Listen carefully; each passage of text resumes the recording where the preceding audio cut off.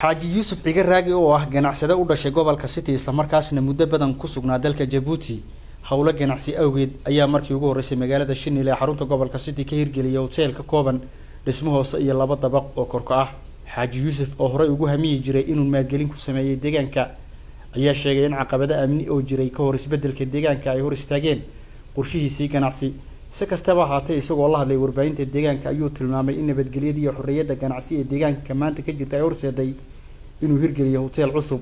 kaas oo dhismihiisu gabi ahaanba soo dhamaaday isla markaasna xariga laga jari doono xilliyada fooda nagu soo haysa. dawladdan maanta deegaankeena u arrimisa madaxweynuhu kow ka yahay waqtigan aad farax madaxweynuhu keenan ka ahaa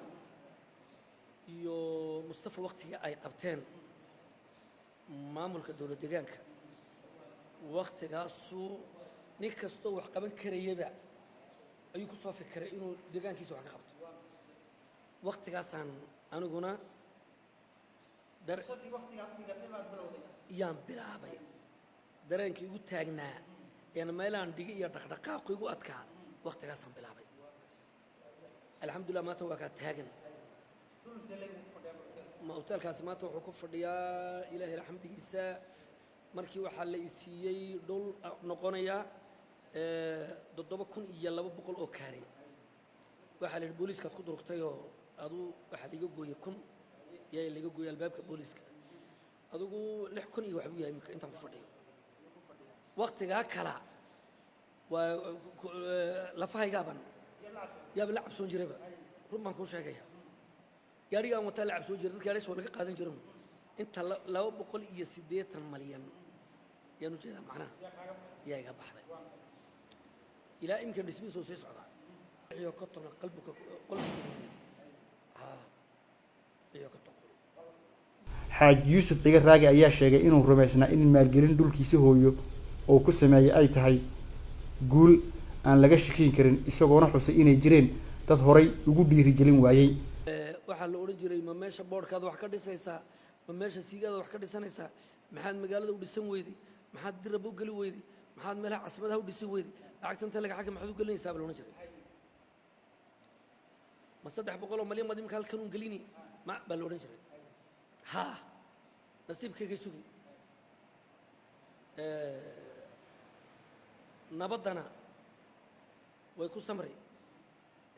horumarka iyo ficilka soo socdana waan sugi baan oran jiray anigu adeega kolkaan bilaabay wadada kulanta alxamdulillah rabbil alamin maanta adeegiisu uu bilaabmay sariiraha sida ay yihiin adeegooga uu bilaabmay oo wala saxdaa mararka qaarkood hadduu buuxsamay nus buu noqdaa dir rabada dhammaan la tartamaa cuntadii waa laga helaa adeeg uu dhammaystiran yahay saaxadkiisu aad baan ugu faraxsanaa. dhinaca kale xaaji yuusuf ciga raagi ayaa sheegay in mashruucan uu horseeday fursado shaqo ay heleen muwaadiniin deegaanka u dhalatay gaar ahaan dhalinyarada magaalada Shinile.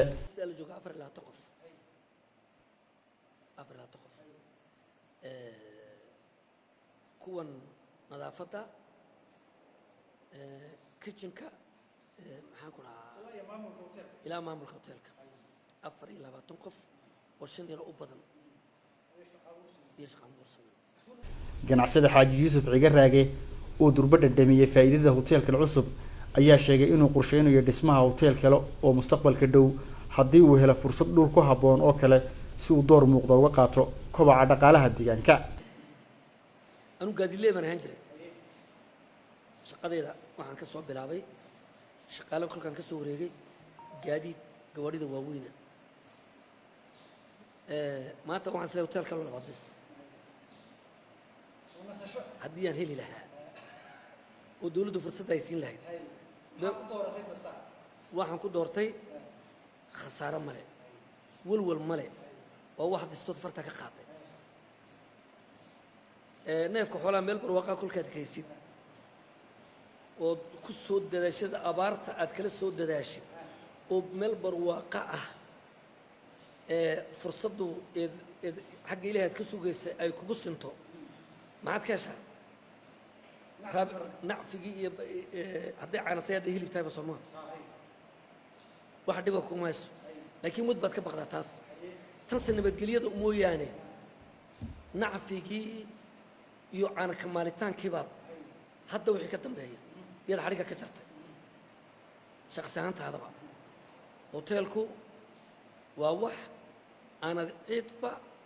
aanad u daba fadhin khasaarihiisa warshadaha ka mida warshadaha ayaa ka mida oo maanta waad aragtaa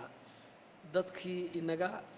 aragti dheeraa ee naga yaqaanay xagga horumarka iyo warshadaynta maanta waxay caalamka wax lagu horumariyo waa warshado iyo beero ninkii